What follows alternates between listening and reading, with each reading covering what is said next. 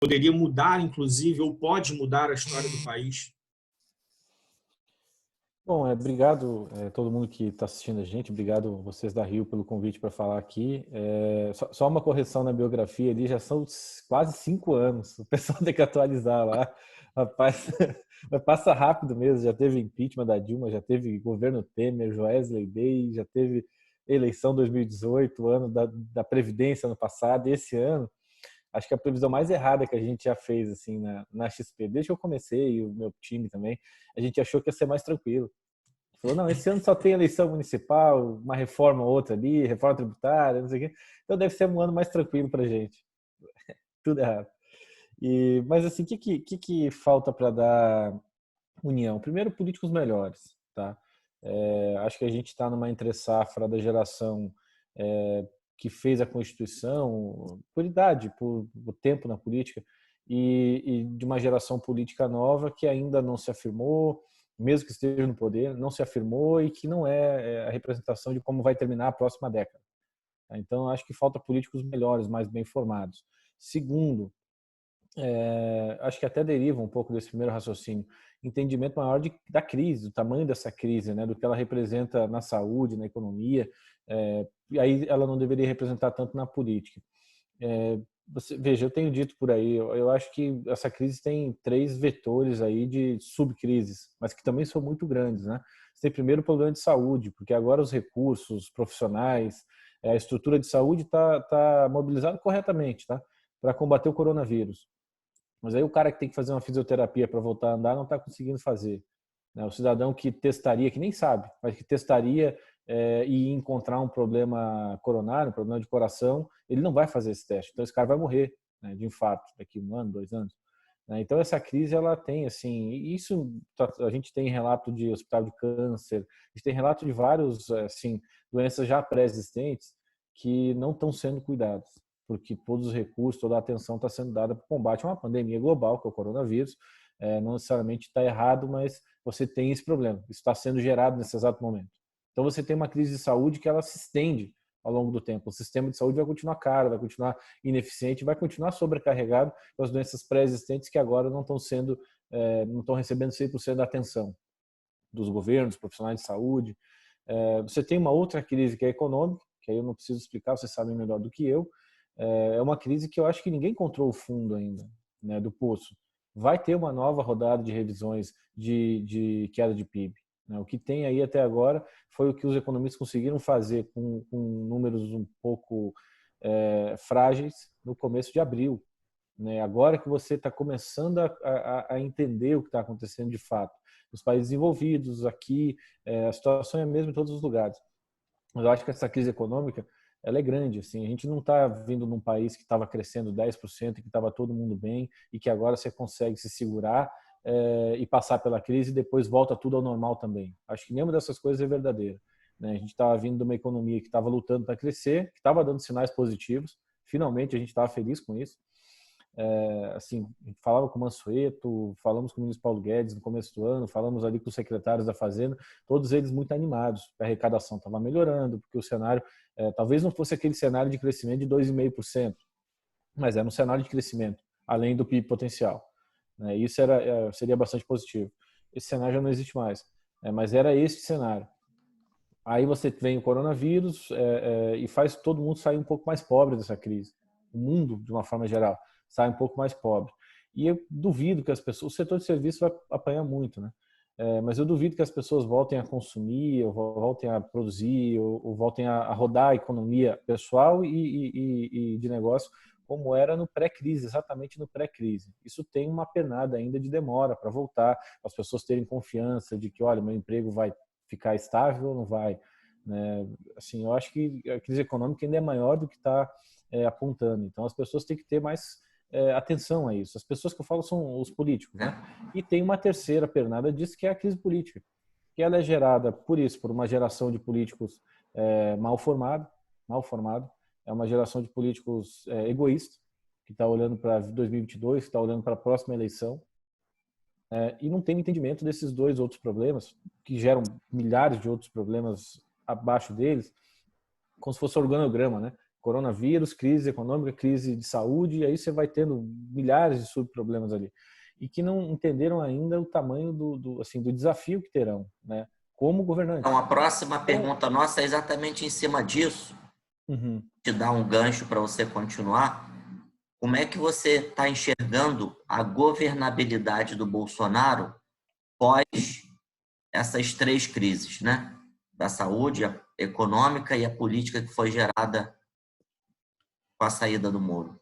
Sim, assim, eu acho que vai dividir com os governadores e não junta mais, especialmente com o Dória, né? Essa turma da antiga oposição, né, aos governos do PT, PSDB e DEM especialmente, eles morreram junto com o Alckmin ali em 2018. E pela primeira vez a gente ouve falar de novo do Dória, a gente vê eles com algum espaço de reação. Mandetta faz parte desse grupo. Então, pela primeira vez você vê esses grupos políticos tentando reagir. Então, isso ali estão tentando gerar alguma coisa nessa centro-direita, não sei mais como chamar isso, porque é tão bagunçado, mas ali nesse campo azul não tão forte, né? O campo vermelho está quieto, não tem o que fazer porque está completamente desbaratinado. A gente fala com o PT, fala com a turma do Ciro, cada um diz uma coisa e, assim, quando você tem esse nível de desorganização, ninguém está dizendo nada, né? O Lula está quieto, não vai dar trabalho agora, em que pese a gente recomendar sempre, assim, não ignorem o Lula. Sabe, o Lula tem voto, ele continua forte, a gente já faz pesquisa agora, a gente não solta ainda porque seria sujar o cenário e não ajudar, né, a esclarecer dúvida, porque metade dos eleitores não querem saber da eleição ainda, mas a metade que quer fala que é Bolsonaro ou Lula. O Bolsonaro bate 20%, o Lula bate 15%. Lula teve na cadeia 500 dias e tem 15% de intenções de voto, na espontânea, tá? Isso na espontânea. E os outros não existem. Dória, Luciano Huck, tudo tem 1%. Né? Então o Lula existe. O Lula, assim, brincando, porque isso é uma live menor, a gente consegue falar certas coisas com mais liberdade. O Lula, não sei se vocês lembram daquele jogo do Corinthians e do Flamengo. Eu sou do Rio Grande do Sul, nem tenho nenhuma paixão por nenhum dos dois, tá? Mas o Romário entortou o Amaral, ele deu um elástico e fez um gol. O Romário já tinha seus 40 anos, já estava meio calvo, mas assim, piscou uma vez na frente dele, deu um elástico no Amaral e fez um gol.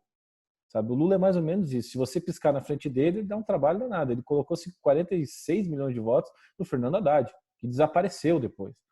Ele é voto do Lula, do PT, anti-Bolsonaro, então isso existe, né? A gente recomenda sempre ficar de olho. Mas agora nessa crise não vai dar muito trabalho não, porque não tem o que dizer. E o Bolsonaro está trabalhando, tá, nessa coisa da governabilidade. Primeiro, ele está tratando de isolar o Rodrigo Maia. Acho que vai ser só parcialmente bem sucedido, porque os partidos do Centrão, ontem a gente já falou com eles de novo, e eles estão reclamando que, claro, o governo não nomeia, está demorando, está investigando lá na BIM os perfis, rejeitou alguns nomes, o que deixou eles bem irritados. Então, assim, a gente viu com alguma preocupação e algum alívio que aconteceu, especialmente na última semana, né? Excluindo o fato Moro, que eu acho que você tem que ser tratado à parte, mas a tentativa de uma formação de base por parte do governo com os partidos ali do centro, ela, em tese, é positiva, né? Porque você vai ter alguma estabilidade, o governo consegue falar com alguém na Câmara. Hoje não consegue, ainda não consegue. A gente não acha que é uma base do jeito que o Temer tinha, por exemplo. Uma base sólida, que ele discutia as matérias antes e votava com suavidade no Congresso. Embora tivesse que negociar sempre, porque da dinâmica, né? Da dinâmica do emprego, do trabalho dele, do presidente, ter que negociar com o Congresso. Mas ele consegue, pelo menos, ter proximidade com mais parlamentares. Essa é a parte positiva. A parte negativa, e aí tem uma outra questão nisso, é aquela velha coisa de tentar inventar a roda, que aqui no Brasil a gente gosta muito, né? Nós vimos lá a tentativa de reinvenção do PAC, né, na Casa Civil, que foi o que a Dilma fez em 2008, exatamente a mesma coisa. Né? E temos uma crise, então vamos inventar um plano de obras aqui para a gente sair da crise. Né? Foi igualzinho. Aí começou o plano com 40 bi e terminou com 400. Né? E o BNDES jogando dinheiro para cima. Então isso preocupou a gente, até pela perspectiva do ministro Paulo Guedes. Né? Nisso tudo, não consultaram, não perguntaram, não pediram autorização, só fizeram. E o Paulo Guedes, obviamente, e a equipe ficaram muito contrariados. A gente sabe disso, a gente falou com eles. Richard, deixa eu pegar um gancho dessa que você mencionou, esse plano. Esse plano foi anunciado, enfraqueceu um pouco o Paulo Guedes, foi um pouco tenso a escalada da semana passada, Agora, a pergunta é a seguinte, o Pró-Brasil surgiu de onde? Né? Dentro do governo, você tem o secretário do Paulo Guedes, que anunciou, foi veiculado que foi dos militares. Da onde surge e qual a força dele? Ele fica, vamos dizer assim, congelado por um tempo ou ele foi eliminado? Qual a sua opinião? Não, eu, assim, começando do fim, eu acho que está congelado, tá? Por um tempo. Eu acho que essa ideia volta lá na frente e tem que todo mundo ficar vigilante, sim. Esse plano surge ali de uma ideia do ministro Tarcísio, que depois discutiu até com o ministro Paulo Guedes. Ele pegou ali uma cesta de obras paradas, ou a serem iniciadas que estão no Ministério da Infraestrutura, que dá mais ou menos 30 bi. Ele tem uma conta de que isso fica dentro do teto, né, e iria discutir com o ministro Paulo Guedes. Bom, falou com o ministro da Casa Civil, falou ali com ministros correlatos, né, colegas que também tratam do tema de infraestrutura ou cidades, como o ministro Rogério Marinho. E, assim, alguém gostou muito do plano e fez um PowerPoint dizendo que seria bom fazer um plano grande, maior do que aquele. Mas se você vai olhar aquele PowerPoint, assim, a gente tinha que fazer uma série de PowerPoints brasileiros, né? Porque é muito ruim o PowerPoint. Não, a conferir, a ver. Então, anunciaram nada. Quando se sacode o PowerPoint assim de cabeça para baixo, não sai nada. Mas, assim, é mais um gesto político, tá? De tentar ocupar o espaço. Aquilo ali é, claro, tentativa de ocupação de espaço para tentar dirigir o plano no futuro, de recuperação pós-crise. Aquilo ali é pós-crise, né? Mais ocupação de espaço. Eu acho que está congelado. Acho que o ministro, tenho certeza que o ministro Paulo Guedes ficou incomodado, mas tem um elemento importante aqui, tá? Esse plano também fica congelado agora por causa da saída do Sérgio Moro do governo. Eu, assim, ao contrário dos outros analistas e políticos e gente que a gente assiste na televisão o dia inteiro, eu não acho que o ministro Paulo Guedes seja a bola da vez, o próximo. Eu acho que a saída do Moro reforça ele. Porque você veja, o Bolsonaro tem alguns pilares, né? Militares, ali os filhos, economia com Paulo Guedes e tinha anticorrupção com o Moro. Esse anticorrupção, ele perdeu uma parte disso, né? Quando o Sérgio Moro voltar, agora ele vai ser um pouco esquecido, ele quer isso. Daqui um ano, quando ele voltar falando, dizendo, olha, não esqueçam que ele tentou intervir na Polícia Federal, apareceu isso aqui, eu não avisei, isso vai ter valor. O Sérgio Moro tem voz, tem tamanho, então isso vai incomodar o Bolsonaro ainda vai dar dor de cabeça para ele, né? Mas a saída do Moro tira um pilar, então ele não pode se dar o luxo de perder outros. Por isso que ele fez toda aquela cena de garantir de novo o Paulo Guedes. Você tem que ficar garantindo que ele não está ameaçado, né? Mas fez aquela cena toda de não, o economista que fala, quem dirige a política econômica do governo é o Paulo Guedes. Eu acho que a saída do Moro, ao contrário do que as pessoas imaginaram, lá em Brasília a gente ouviu muito isso, tá? Reforça o Paulo Guedes, porque o Bolsonaro não pode abrir mão de um outro setor importante para a governabilidade dele, fora de Brasília, que é o setor econômico, produtivo, do mercado. Ia ser muito caro para ele, muito complicado. Então, acho que reforça, tá?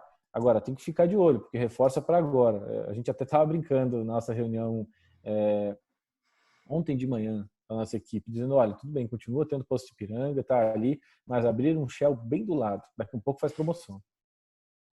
Você respondeu parte da... a gente queria um gancho também com a saída do Sérgio Moro, que já foi respondido. Eu vou tentar ir um pouco além. Dá para pensar hoje, né, diante da situação, em retomar uma agenda de reformas e de recuperação daquela expectativa que o mercado financeiro tinha de mesmo com todos os problemas, a gente avançar nessa área? Olha, agora de curto prazo a possibilidade é zero. A gente continua perguntando, a nossa equipe, nas conversas com os políticos, porque é dever de ofício, a gente ir testando a temperatura, né?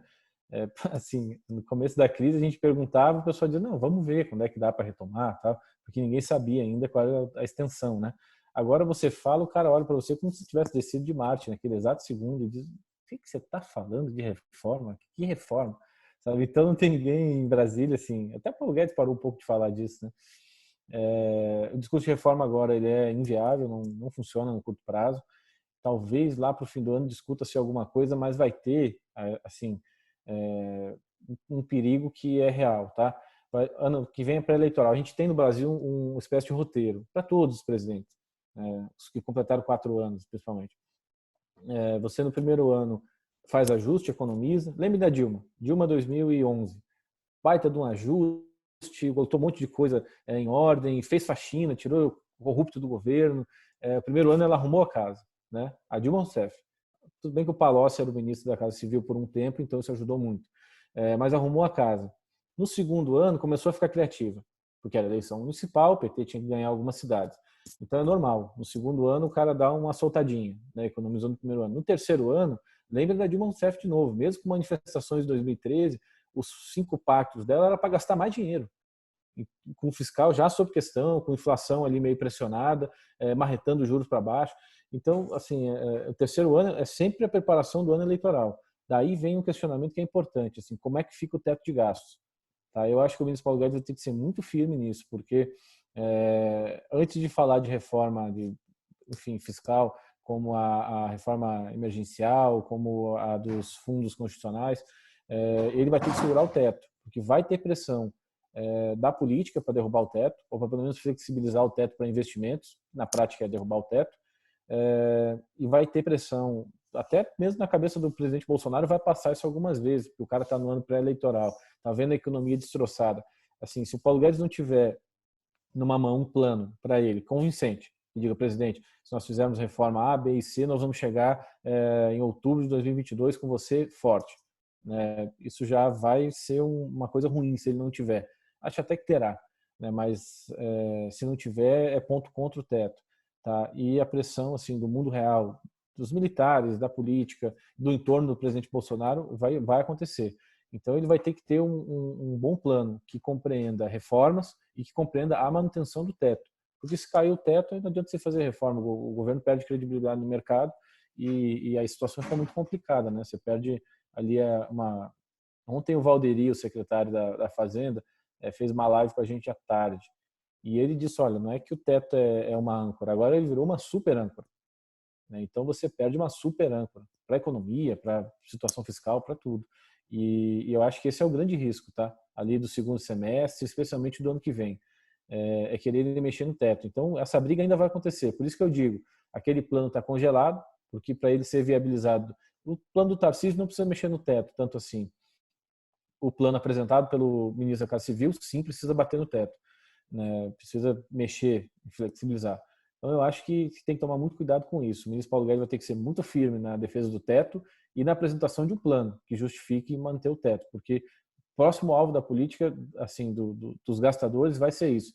Lembrando, Rodrigo Maia não é mais presidente da Câmara em 1º de fevereiro de 2021.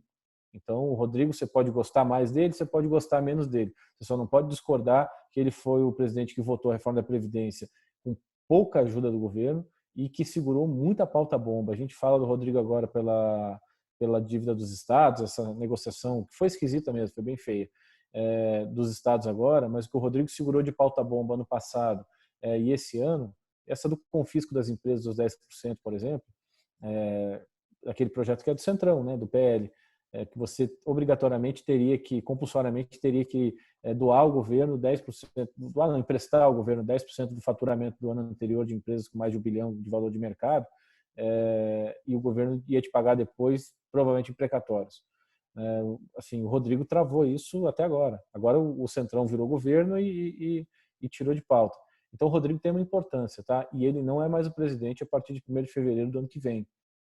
E aí, assim, a concordância ou não do presidente para pautar uma coisa assim é muito importante. Se tiver um presidente na Câmara que queira pautar uma mexida no teto, aí fica muito difícil de alguém ficar na frente.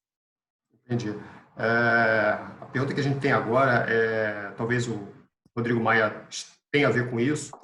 Você, ao longo da semana passada, na quinta-feira, você meio que antecipou ou já deu como certa a demissão do Sérgio Moro, que aconteceu só na sexta, e na segunda de manhã, a partir do que aconteceu no final de semana, ou mesmo na segunda de madrugada, já descartou o impeachment por hora, dizendo que era um assunto frio em Brasília. O que aconteceu recentemente, né, coisa de dias atrás, e o que você pensa hoje sobre a possível abertura de um inquérito de impeachment? Eu acho que o impeachment não continua frio, sabe?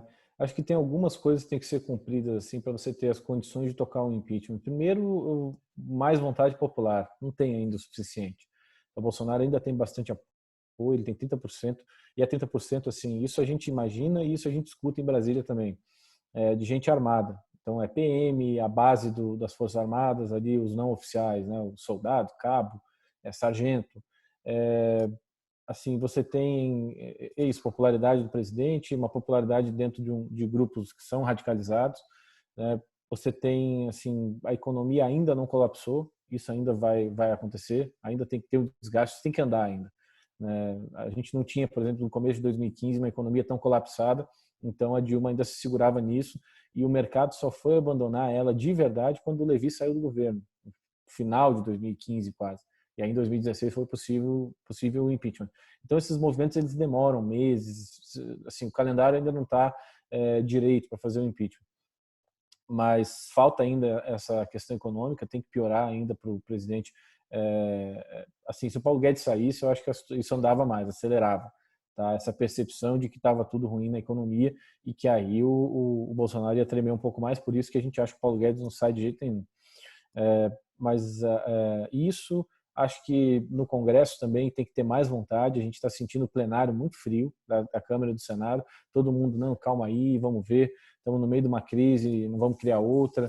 Até porque eles não querem ser os que criem. E os que criem, não é o problema. Isso tem que vir. Assim, o impeachment da Dilma, claro que a gente sabia que o Congresso estava trabalhando para desgastar o governo, mas foi uma coisa que partiu das ruas, partiu dos empresários, partiu da mídia, partiu de outros setores e o Congresso foi lá e resolveu o problema. O Eduardo Cunha se colocou muito assim, embora ele incentivasse muito, tirou pauta-bomba, fez tudo aquilo, a cara que se deu foi isso, Paulista cheia, né? Zona Sul cheia de gente na rua pedindo impeachment. Não tem nada disso. E eu acho assim, não adianta para o Congresso tirar o Bolsonaro. Vamos lá, o Bolsonaro tem seus 20%, perdeu 10%, que é muito, né? Por causa do Moro. Vai perder 10%. Eu nem acho que vai perder tanto, sinceramente. Mas vamos hipoteticamente imaginar que ele perca 10%, ainda tem 20%. Aí, assim, esse teto dele vai estar em quanto? A rejeição dele vai estar altíssima. Se tem 60% das pessoas dizendo que quer o impeachment, é com certeza gente que vai ter muita dificuldade de votar nele em 2022 de volta na reeleição. Até porque o governo daqui para lá não vai melhorar sensivelmente. Daí, para a política convém o quê? Sabe? Vai ter essa pergunta, as pessoas se farão essa pergunta. Manter um Bolsonaro meio pato manco até 2022 ou entregar para o Mourão, que vai ter um efeito muito melhor, né? De ânimo, de organização, na relação com a sociedade, com a política. Assim, não vai ter os desgastes que o Bolsonaro já criou para ele mesmo. E aí o Mourão vai lá e ganha em 2022 sem a política tradicional de novo. Ganha sozinho a eleição. Então eles vão acabar criando uma alternativa para eles. Ou você tira o Bolsonaro, esse é o pensamento B, né? Tira o Bolsonaro, aí você está dando razão para o Moro. Aí o Moro vai lá, ganha a eleição em 22 sem a política. Então é muito difícil a política tirar o Bolsonaro sem um bom acordo, uma alternativa com a política. Por isso que essa briga para ocupação de ministérios, de cargos agora, ela é tão acelerada, porque assim, uma parte é compor esse governo, mas uma parte é compor o possível próximo governo. É muito difícil, vamos lá, eles tiram o Bolsonaro, colocam o Mourão ia ter que demitir, né, o Centrão. Demitiu o Centrão, perdeu o apoio no Congresso, então o Mourão já estaria amarrado, né, nessa situação. E eles fazem essa conta, a turma lá em Brasília é boa disso. Então, assim, mas eu acho que não tem ainda alternativa viável. O Temer escreveu carta, o Temer, o PMDB saiu do governo, o Temer vazou até áudio, lembra? Vazou um áudio sem querer, né, dizendo dos planos para o Brasil. Ele estava gravando para os meninos, sem querer, gravando para os meninos do PMDB. Não tem nem menino do PMDB. E aí, assim, isso não aconteceu ainda. Eu acho que o Mourão não vai se colocar como alternativa, muito embora cada vez que ele fala, ele se coloca de uma forma até involuntária, porque você escuta o Mourão falando, escuta o Bolsonaro mandando um e daí, que nem ele mandou ontem, né, para as mortes do dia, 400 e poucas mortes. E aí você faz, assim, muita gente faz a comparação, né? Olha para um cara falando, olha para o outro e diz, assim, a gente tem visto crescentemente, assim, com as pessoas que nós falamos na economia, um sentimento assim de dizer, cara, mas como é que é essa troca? Sabe, como é que funciona? Quanto tempo demora um processo de impeachment? Lembrando que o processo de impeachment demora aí seus 6 meses, né? E aí seria país parado por mais 6 meses. Isso tem preço em dinheiro, né? Todos nós pagaríamos em dinheiro por um processo de impeachment. Então não é simples. Richard, eu acho que está frio, tá? Está bem frio, está bem distante de acontecer. E você não acha que a oposição está muito tranquila? Qual a tua opinião sobre esse movimento recente da oposição? Eu acho, assim, a oposição tá com aquele sonho de que apareça alguma coisa, isso a gente falou com eles, de que apareça alguma coisa contra o Bolsonaro nas investigações ou na CPI das fake news na Câmara, que estão avançando ali, parece que tem coisa, aponta para coisa relevante. Isso pode ajudar no processo de impeachment desse a esquentar, né? A oposição está confiante nesse inquérito do STF, tentaram até intervir, acho que foi uma besteira que eles fizeram, de pedir a apreensão do celular do Moro. Quer dizer, imagina que o STF vai determinar uma coisa dessa, mas tentando aparecer, né? Mas eles estão procurando um jeito de falar. Eu acho que o Lula em silêncio desnorteia muito eles. E o Lula, assim, esses dias eu estava falando com um cara, um amigo do PT, né, um deputado, e eu disse, olha, assim, o Lula já, para quem gosta mais de história, né, o Lula já lutou o Waterloo dele, já perdeu para o Wellington, sabe? E está a caminho da ilha de Santa Helena para o exílio. Assim, o Waterloo dele foi em 2018, ele perdeu, né? Voltou triunfante. O Lula chegou a bater com 39% no Datafolha, lembra? Preso, sem falar. Ali foi o Waterloo dele, quase ganhou a batalha, quase ganhou. Mas perdeu, né? E tá já no navio inglês a caminho de uma ilha no meio do Oceano Atlântico. Tem, assim, acho que o momento do Lula passou, né? De novo, não dá para tirar o olho, né? Tem que sempre ficar olhando, porque é alguém com o microfone na mão, dá um trabalho danado. Mas eu acho que ele desnorteia um pouco a oposição, porque ele não tem discurso. O Lula não dá o discurso e aí ninguém se atreve a dar. Mas, assim, eles confiam muito nisso e confiam numa outra conta, tá? E essa é perigosa. Assim, se o Centrão abandona o Rodrigo Maia, se o governo erra a mão e força demais isso, eu acho que o governo nem vai errar, tá? Eles vão chamar o Rodrigo Maia em algum momento desse ano para conversar de novo, tentar arranjar essa sucessão. Mas caso o governo erre a mão, veja você, o governo está levando 250 deputados para um lado, para fazer a disputa da presidência da Câmara no ano que vem. Vai sobrar 250 do outro lado, né? E aí os caras, assim, a oposição topa abraçar o Rodrigo Maia e o PSDB, a antiga oposição com a nova oposição, topam se juntar para ganhar a presidência da Câmara do governo. Um Então, essa candidato era da a próxima oposição. pergunta. Ó. Você parece que adivinhou. Ah, é? Como é que você vê essa sucessão do Rodrigo Maia? Ela é perigosa, tá? Até porque você ser o candidato do governo de Bolsonaro no plenário da Câmara com votação secreta, sim, é perigoso. A gente estava falando com um deputado esses dias, um dos que está negociando lá com o governo, e aí o general Ramos falou, não, o nosso candidato é o Arthur Lira, que é um problema já por si. Ontem o Arthur falou, o Paulo Guedes só quer saber de bolsa, de salvar banco. O Arthur Lira é esse cara. E aí o Ramos, o ministro Ramos falou, não, Arthur Lira é nosso candidato. Aí esse deputado de Centrão, líder, falou, não, mas ele é meu candidato também. Mas, ministro, só uma recomendação assim, pare de falar que ele é o candidato de vocês, porque isso tira voto dele. Sabe? Aí todo mundo deu risada, mas é verdade. Né? E tira voto, porque a votação é secreta. Né? Até o cara que quer que o Arthur ganhe vota contra ele, com a seguinte conta, o governo perdeu a eleição, a oposição ganhou, o governo vai ficar mais fraco, vai ficar mais acuado, eu posso pedir mais coisa. Sabe? No plenário o cara faz esse tipo de conta. E, assim, eu acho que é uma sucessão que tem perigo. Como eu disse, o governo pode decidir e conseguir rachar 250 deputados para um lado, mas o Rodrigo pode rachar 250 para o outro lado. Só que aí seria um presidente eleito sem ser do governo, com oposição do governo e com toda a liberdade do mundo para fazer a pauta que queira. Né? O Centrão depois, assim, você já viu o Centrão defendendo alguém a não ser o próprio Centrão? Não tem, né? Assim, o Centrão depois compõe com esse presidente e faz a pauta que ele tocar e fica tentando reduzir um dano ao outro quando o governo pedir. Quando o governo não pedir, eles fazem de conta que não viram. Aquela coisa de cochilo dos líderes, aquilo não existe, todo mundo sabe o que está acontecendo o tempo todo. Cochilo quando quer, né? E assim, é uma eleição arriscada, tá? Eu acho que estruturalmente a gente já vai perder, a gente, mercado financeiro, porque não ter o Rodrigo ali, a gente já perde um zagueiro. Assim, muita coisa o Rodrigo Maia tira, não pauta, ele assim, empurra com a barriga, né? E isso a gente perde, porque ninguém acho que vai ser tão fiscalista e não adianta ser só fiscalista, tem que ter o poder que o Rodrigo acumulou ali para olhar para um deputado e dizer não. Eu estava na sala do Rodrigo em dezembro, Natália e eu, minha esposa e eu. Estava na sala dele em dezembro, discutindo com ele aquele plano de recuperação judicial que ele tinha pedido para ela dar uma ajuda ali com algumas ideias na lei porque estava precisando de uma incrementação. E a gente estava na sala dele e entraram alguns deputados nesse momento dizendo, não, Rodrigo, achamos aqui mais 500 milhões de reais para o fundo de não sei o quê, e o Rodrigo tinha na cabeça aquilo e falou, não vem com isso, vocês vão sacanear o Mansueto, eu não quero nem saber.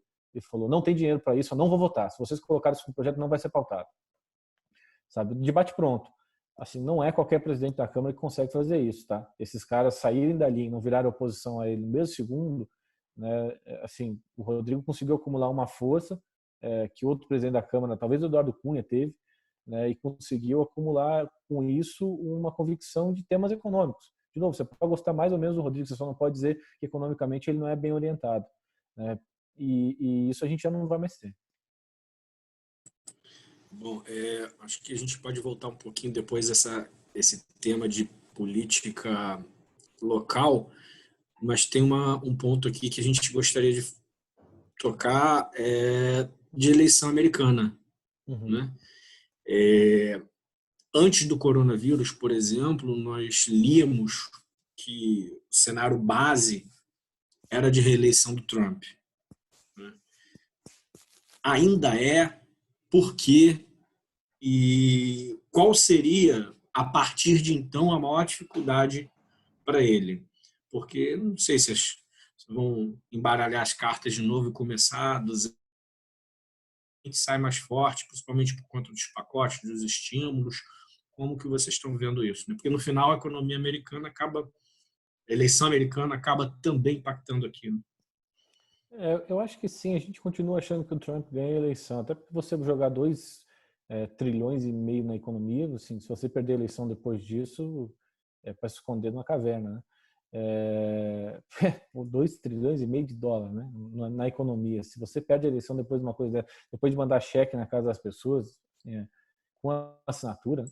Cheque vai com a foto dele, não é? Vai com a foto dele, vai com a assinatura. Vai com a assinatura. Muito bom. Nem podia. É um negócio meio esquisito. E assim, eu acho que ele continua ganhando a eleição. A gente viu mês passado, em março, o Biden superou ele em doações. Né? Isso é interessante, porque demonstra 2 coisas. Primeiro, a candidatura do Biden vai começar a existir um pouco mais, porque precisa de dinheiro. A eleição lá é muito cara. Né? E assim, muita gente que doava para o Sanders está doando para o Biden. Então é gente que está doando para os democratas e é interessante, porque o medo que se tinha é que a turma, o eleitor e o doador do Sanders desaparecesse. Não é o caso. Acho que o Trump está reunindo um pouco mais o Partido Democrata. Ainda assim, a gente faz conta, a gente olha as pesquisas lá e fala, eu tive lá em fevereiro, né, em Washington, com o Vitor, da nossa equipe, falando lá com o Partido Democrata, Partido Republicano, falando com muita gente. E assim, é muito difícil. O Partido Democrata já tem um pouco da conta de que perde a eleição, por isso escolheu o Biden, tá? Para não perder com o Sanders, porque perder com o Sanders ia significar uma mudança no establishment do partido, e aí não interessava quem comanda hoje o partido, uma franja dos Obama, não interessava, só interessava o Sanders, né, no fim das contas. Então escolheram perder a eleição com o Biden. Vamos disputar o que tiver que disputar. Agora eu acho que quando começarem os debates, o Trump vai bater muito no Biden. E isso importa, os debates importam lá. Sabe, a Hillary perdeu muito voto em debate. E ela era uma candidata fraca, né? Assim, vai ter mais mobilização. Acho que as mulheres de classe média e alta nos Estados Unidos, segundo a gente falou com as pessoas lá do Partido Democrata, vimos pesquisas também, elas têm um entendimento, alguns estados importantes, mulheres brancas, tá? Tem um entendimento de que elas perderam a eleição, porque não se mobilizaram a favor da Hillary porque não gostavam dela. E aí faltou votos porque elas não se mobilizaram. Então você vai ter núcleos assim de mobilização extra para os democratas, de gente que acha que perdeu a eleição do Trump lá atrás. Assim, lugar comum dizer que vai ser polarizado, lugar comum dizer que vai ser uma eleição cheia de pancadaria, mas a gente ainda acha que o Trump vence a eleição.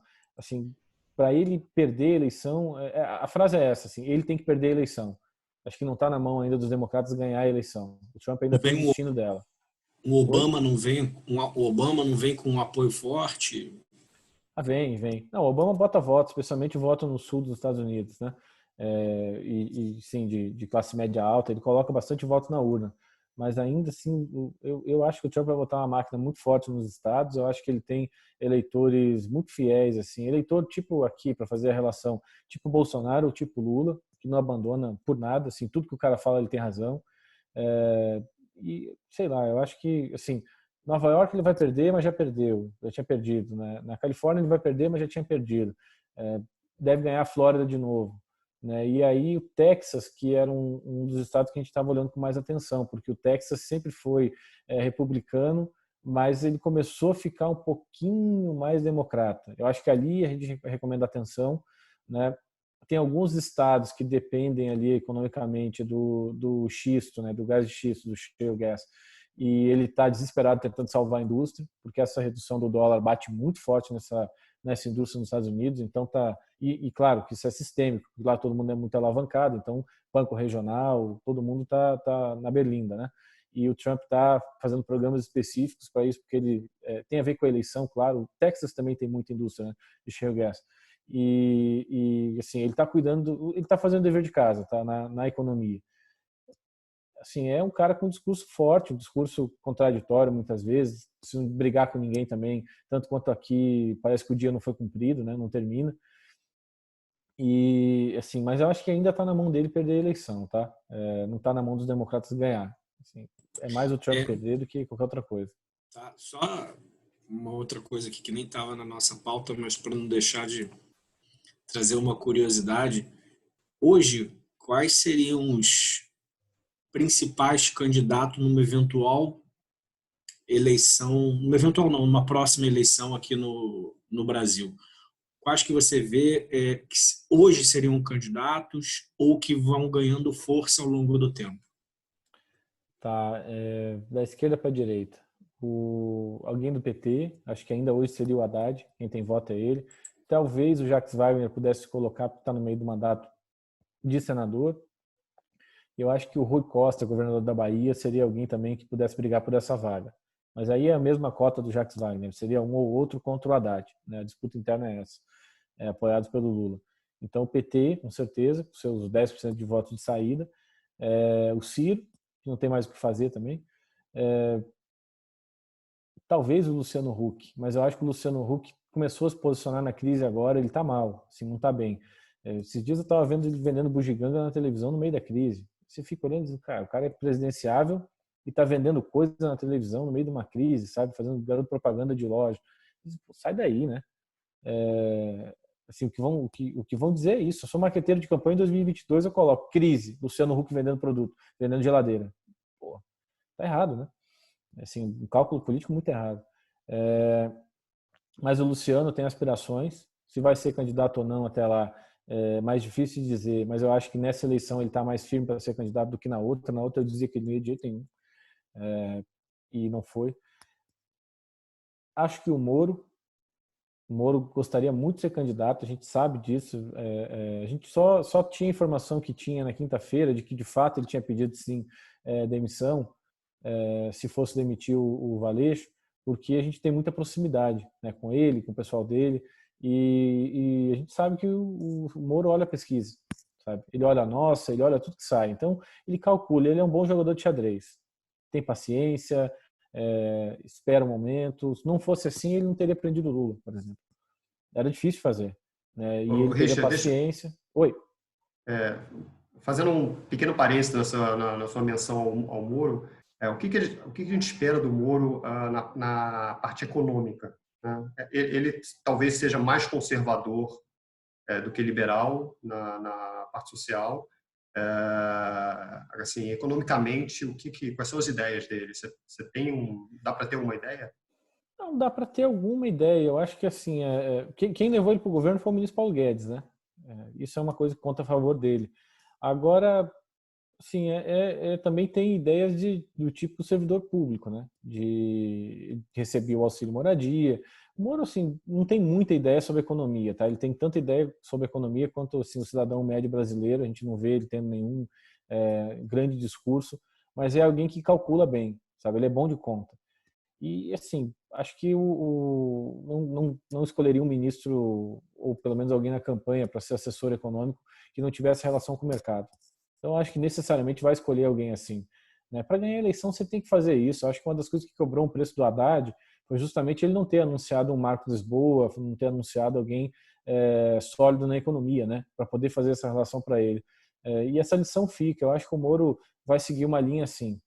Tá? Ele assim, depois que nós vimos a conversão do Bolsonaro, né, que, pô, eu vi o Bolsonaro 7 anos na Câmara, assim, votava, uma vez na eleição a gente fez por brincadeira, os votos do Bolsonaro se aproximavam de quem, né, como deputado? E os votos do Bolsonaro se aproximavam do Zé Dirceu, do PT, que era deputado também. A gente fazia, o Bolsonaro votou como matéria sim ou não, sim ou não. Aí pegava o voto do Zé Dirceu, sim ou não, igual. Né? Assim, em termos econômicos era igual. Claro, o comportamento era completamente diferente. Mas em termos econômicos, os dois votavam igual, o Zé Dirceu e Bolsonaro, né? O PT e o Bolsonaro. E, claro, fez a conversão, trouxe o Paulo Guedes. Isso eu acho que assim, é muito cálculo de conveniência também, é menos a convicção.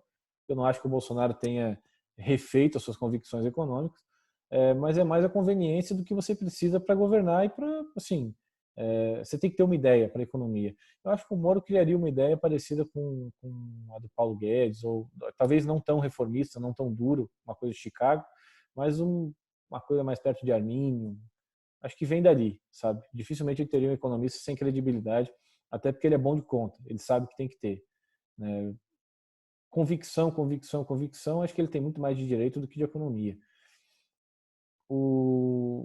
Continuando a lista, né? O Moro, acho que o Moro pode ser um candidato sim, e é um candidato para dar trabalho. A gente mede o Moro já em pesquisa, ele tem os mesmos votos que tinha o Joaquim Barbosa. É bem curioso isso. Os mesmos votos que tinha o Joaquim Barbosa em abril de 2018, mesmo eleitorado. Ele bate ali 10%, um pouco mais, um pouco menos, depende do mês, mas ele bate 10%, arredondando, de gente altamente escolarizada, de alta renda, das grandes cidades, e é um voto parecido com o do Luciano Huck, tá? Só que o voto do Luciano Huck tem um viés um pouquinho mais vermelho, esse mesmo eleitor, e o do Moro é um viés anticorrupção, é Lava Jato. E assim, altamente escolarizado, das grandes cidades, bem informado, e que a peculiaridade do Moro e do Joaquim Barbosa, diferente do Luciano Huck, é eleitor que vota branco, nulo, ou, enfim, não participa da eleição, não vai votar. Então é gente que está fora do processo eleitoral, que procura um candidato que represente ele, principalmente no termo corrupção, e que aí, anticorrupção, né? E que aí o Moro se encaixa como se encaixava o Joaquim Barbosa. Então ele tem um estoque de voto que é só dele. Tá? A candidatura do Moro é forte. Começa do tamanho do PT, né? Então o Moro tem força sim, e depois ele começa a tomar eleitores do Bolsonaro se você for estressando ao longo do tempo.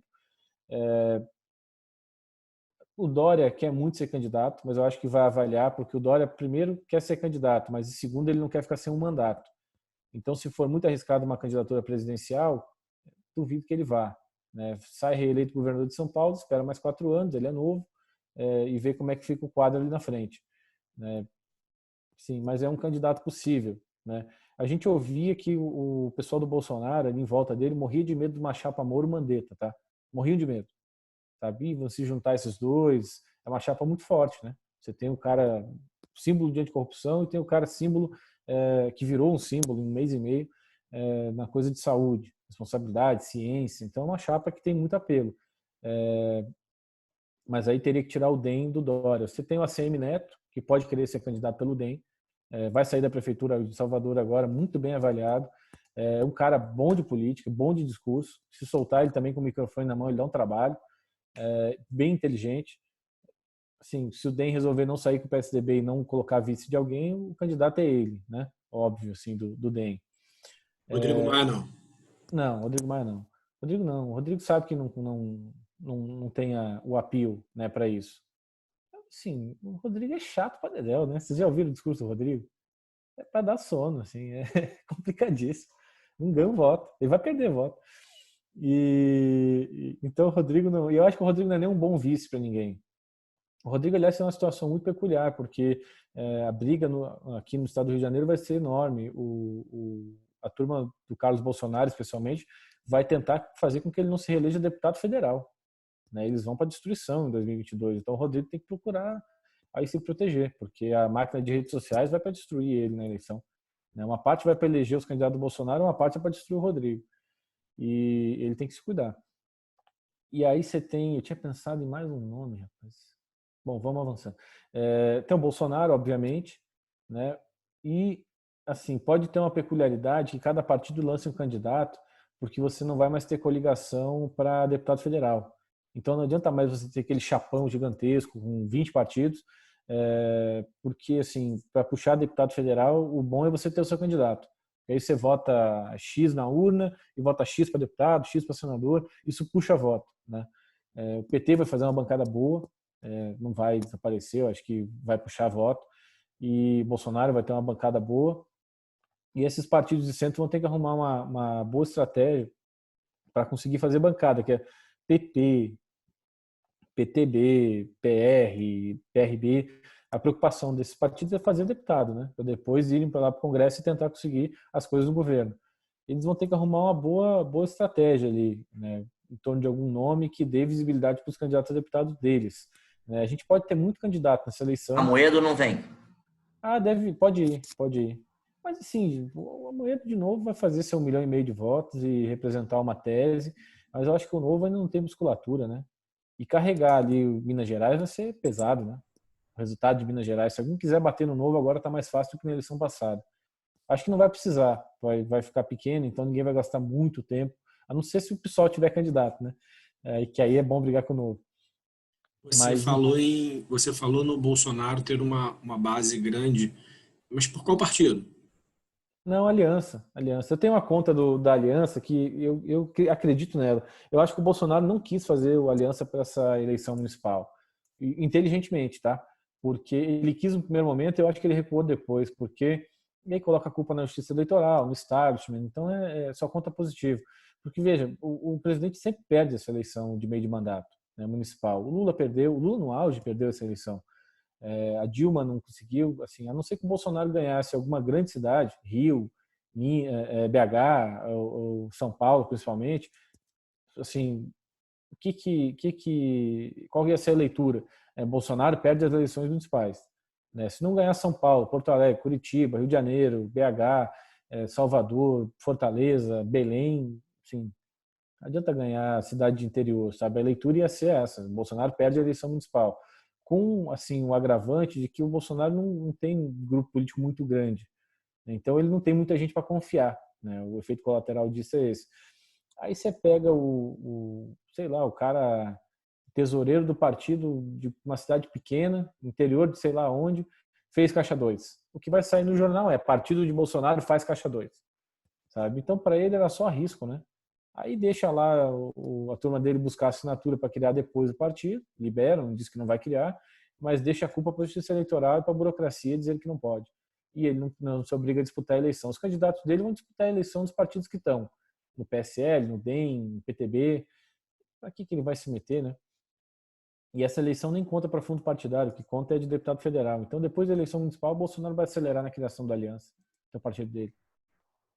Que bom. Reixa, a gente está chegando ao final do nosso bate-papo. Eu gostaria que você deixasse uma mensagem final para a gente, para os nossos clientes. A gente não tratou ainda de algum assunto que você entenda que seja relevante. Enfim, você geralmente tem colocações importantes, acerta mais do que erra. Assim, uma mensagem final a gente recomenda cuidado, sabe, com seus investimentos, com o cenário brasileiro. Não acho que é um cenário de caos, acho que mesmo no cenário de impeachment piora para depois melhorar, né? As eleições de 22 ainda estão muito abertas, em que pese a gente achar que os partidos de esquerda estão muito fracos, então uma guinada na política econômica é mais provável acontecer agora do que em 2023. Isso é uma coisa que a gente está com atenção. A notícia boa do momento é que o ministro Paulo Guedes está reforçado, sabe, por essa saída do Moro. Eu acho que isso é muito bom para a economia de uma forma geral, não pelos resultados que o Paulo Guedes vai entregar necessariamente esse ano, porque esse ano está comprometido, mas pelo que ele simboliza e pela defesa que ele faz ali, no Ministério da Economia, para a gente não ter as jabuticabas, né? Que aqui a gente é bom de plantar esse negócio. E assim, um cenário político escorregadio. Acho que os riscos eles são menos óbvios do que acho que mídia e tenta colocar. assim, são riscos que vêm do desconhecido, que pode ser desses processos que estão rolando, ou das investigações da CPI, das fake news, ou no judiciário, e aí é mais difícil de a gente entender. Mas é um cenário assim, que requer da gente, se a gente não morre de tédio, também não vai morrer de infarto, né, num cenário desse. Então, todo mundo ter bastante calma assim, com o Brasil, primeiro. A nossa situação não é diferente do resto do mundo. Você está tendo uma eleição hiper movimentada nos Estados Unidos também. Partidos de esquerda e de direita, tanto faz. No México, o López Obrador, que é um presidente de esquerda, também teve um comportamento um pouco questionável quanto à quarentena e os casos explodiram lá. Você tem isso de lado a lado. Acho que não é uma coisa assim tão identificada com alguma determinação política. O fato é que aqui no Brasil o Trump deu ontem para a gente o selo de país com problema com coronavírus, né? Naquela fala dele, de que quer cancelar os voos de Miami para cá. E assim, vai ser um pouco escorregadio, tá? O cenário daqui para frente. A gente no Brasil já está treinado para esse tipo de coisa, então se fosse na Suécia era um caos, né? Aqui a gente vai vivendo, assim, e acho que Brasília não vai ter um grande nível de descontrole, não, tá? A gente não está esperando carrinho por trás de Brasília, né? Vai ser isso que a gente está vendo mesmo, né? Impeachment vai ou não vai, o teto de gastos fica ou não fica, e essas coisas vão sendo discutidas ao longo do tempo. Eu acho que nada vai aparecer assim para amanhã. E a coisa que apareceu, que foi aquele PAC 3 lá da Casa Civil, ela aparece e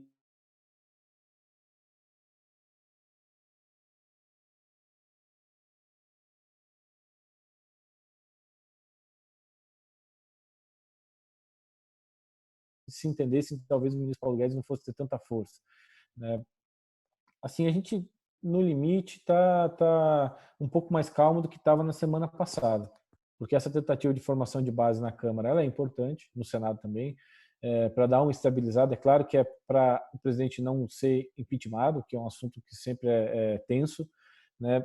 Mas ainda assim, estressando bem o cenário, tá? Vocês já sabem qual é a nossa opinião sobre impeachment, acho que está frio, mas vamos lá, aconteceu o impeachment ou o Bolsonaro renunciou amanhã, sabe? A alternativa, que é o general Hamilton Mourão, é alguém que é muito mais próximo do Paulo Guedes até do que o Bolsonaro, em termos de ideia. Então, ainda assim, não teríamos uma guinada econômica, não teríamos um problema muito grande. Eu até suspeito que o mercado reagiria positivamente a uma mudança assim, sinceramente, porque no discurso do vice-presidente Hamilton Mourão, a gente encontra muito mais proximidade com as ideias liberais do que a gente encontra nos discursos do presidente Bolsonaro e em torno, né, em família. Então, assim, até o cenário de risco ele embute uma saída positiva, sabe? Então a gente está ali não ignorando nada do que está acontecendo, eu acho que seria irresponsável, né? Mas também eu acho que tem um papel importante de todos nós, que é não achar que virou o caos, que acabou o mundo, porque aqui no Brasil, de novo, a gente está treinado para esse tipo de coisa. Acho que as instituições, lugar comum também, mas elas estão funcionando, são mais fortes do que a gente imaginava. Você pode questionar o STF, você pode questionar o Congresso, mas você não pode dizer que o Congresso deixou de votar, porque votou, você está votando orçamento de guerra, está votando tudo que precisa, e o STF está decidiu a coisa da jurisdição dos estados, está decidindo coisas importantes, né, nesses dias. Então, estão funcionando, né, do jeito meio nosso aqui, mas estão funcionando. E eu acho assim, é vida que segue. Sabe? A gente vai ter o Bolsonaro questionado daqui até o final, vai ter o Congresso meio rebelde de vez em quando daqui e acolá, mas é coisa que a gente já está, assim, é o nosso novo normal desde 2013 até hoje. Então não é nada novo, não é nada assim que a gente deva se assustar além do limite. Mas de vez em quando vai dar um sustinho, sim. O Brasil é sempre com emoção, né? Eu sou do interior do Rio Grande do Sul, e lá a gente brincava de carrinho de rolimã, não sei como chama no Rio. Mas lá a gente brigava de carrinho de rolimã. Meu pai era caminhoneiro, pegava os rolamentos lá da caixa de marcha e aí a gente fazia carrinho. E interior tem rua de bloquete ou paralelepípedos, né? Asfalto tá chegando agora lá na minha cidade. E aí eu lembro, rapaz, que você descia aquelas ruas, assim, às vezes era até melhor descer rua de chão, porque não asfaltado, não calçado, porque você descia rua de paralelepípedos e chegava todo quebrado lá embaixo, todo tremido, né? Mas chegava. Né? O Brasil é mais ou menos isso. A gente tá no carrinho de rolimã numa rua de paralelepípedo. Você sempre chega embaixo, não tem jeito de não chegar, a gravidade te empurra. Mas você chega meio assim, com medo. Né? No meio ali dava, por que eu subi nesse negócio? Mas você chega lá, sempre chega. Verdade. Que bom, Richard. obrigado pela participação, obrigado pelo seu tempo. A gente sabe que você tem agenda bastante difícil. Obrigado a todos os clientes e amigos que entraram com a gente. Obrigado, Guilherme, Christian. E a gente espera que num futuro próximo a gente possa fazer um outro bate-papo desse com o Richard, com notícias melhores aí para o Brasil. Tá bom? E se possível, daqui a algum tempo presencialmente, né? Nos nossos escritórios, até no Rio, em São Paulo. Vai ser um grande prazer para a gente recebê-lo. E com os nossos clientes, claro. Obrigado, Richard. Obrigado a todos. Abraço. Bom, obrigado, obrigado, gente. Muito obrigado. Tchau. Tchau.